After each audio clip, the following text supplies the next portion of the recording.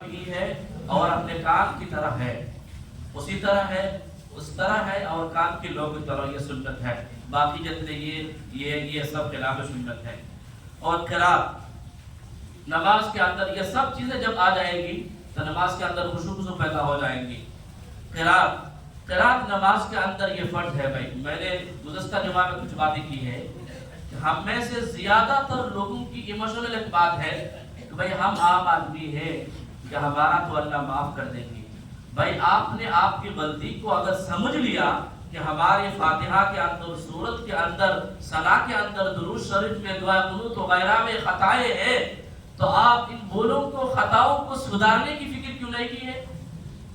نماز کے اندر قرات فرض ہے، صحیح طریقہ سے پڑھنا فرض ہے۔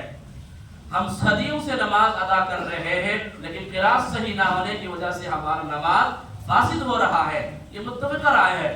بھائی آپ سے میں گزارش کروں گا کم سے کم سورہ فاتحہ اور چھوٹی چھوٹی 4 سورت کو مکمل صحیح سے، پورا صحیح شدو، مکمل صحیح شدو سے کسی سے سنا کر، لہن جلی سے بھی اور لہن خفی سے بھی، دونوں لہن سے بھی 4 سورت اور یہ سورہ فاتحہ اور ثنا، تشہد، درود شریف اور یہ دعائے معصورہ اور دعائے قنوت، یہ کم سے کم مکمل صحیح ہونے کی ضرورت ہے۔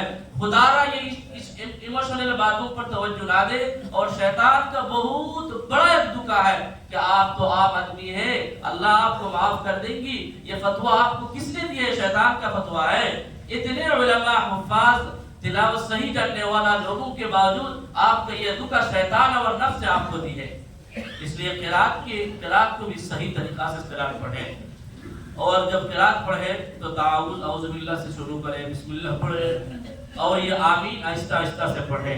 فجر اور ظہر کی نماز میں دیوار مفصل سے، اور عصر اور عشاء کی نماز میں اوساط مفصل، اور مغرب کی نماز میں قصار مفصل۔ یہ جو سنت ہے ہم صرف امام صاحبوں کے لیے چھوڑ دیا ہے، حالانکہ ہر مقتدی کے لیے یہاں تک سے سورت کو اور قرات کو سیکھنا، حفظ کرنا یہ ضروری ہے۔ ہاں، اس میں اور ایک بات یاد رکھے، پورے مکمل قرآن کریم، سنت کا مطلب یہ ہے مکمل قرآن کریم سے جہاں سے بھی ہو، یہ جو مقدار ہے طوال مفصل، اوساط مفصل، قصار مفصل، اس مقدار سے قرآن کریم کے جہاں سے بھی مضمون کو اگر یہ ٹھیک ٹھاک رکھیں، پڑھیں، یہ بھی سنت کے خلاف نہیں، سنت ہے۔ اور فجر کی نماز کی پہلی رکعت میں لمبی قرات ہو، اور فرض کی تیسری اور چوتھی رکعت میں سورہ فاتحہ صرف ہو۔ یہ قرات کی کچھ سنتیں ہیں۔ اب رکوع کی کچھ سنتیں ہیں کہ رکوع کے وقت تکبیر کا کر رکوع میں جائے، رکوع میں دونوں ہاتھوں کو گھٹنوں کو پکڑے، ہاتھوں سے پکڑے، گھٹنوں کو پکڑنے میں انگلیاں کو کشادہ رکھنا، اس طرح کشادہ رکھنا ہے، اور پنڈلیوں کو سیدھا رکھنا، اس کو سیدھا رکھنا ہے یہ پنڈلی۔ بیٹھ کر بچھا دینا یعنی پیٹھ کو بچھا دینا یعنی برابر رکھنا، یہ بھی ہمارا بہت یہ غفلت ہے۔ رکوع میں ہم اس طرح رکوع کر رہے ہیں، حالانکہ یہ سر اور پیٹھ اور کمر یہ سب کے سب برابر ہو، یہ ضروری ہے، واجب ہے۔ بھائی اگر کسی کا بالکل کوئی عذر نہیں ہے، بغیر عذر سے اس طرح کی ہے، نماز پڑھ لیا، اس کی نماز ادا نہیں ہوگی، یہ واجب الاعادہ ہے، نماز دوبارہ لوٹانا واجب ہے۔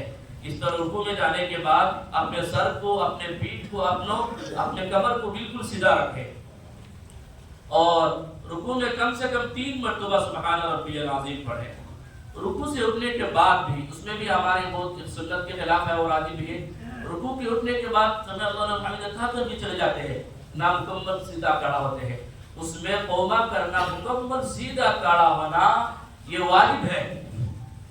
اگر کسی نے بغیر کھڑا ہو کر سجدہ میں چلا جائے، اس کی نماز نہیں ہوگی۔ آپ صلی اللہ علیہ وسلم کا معمول تھا جتنے دیر آپ رکوع میں تھے اتنے دیر پورا قوما میں رہتے تھے، یہ سنت ہے۔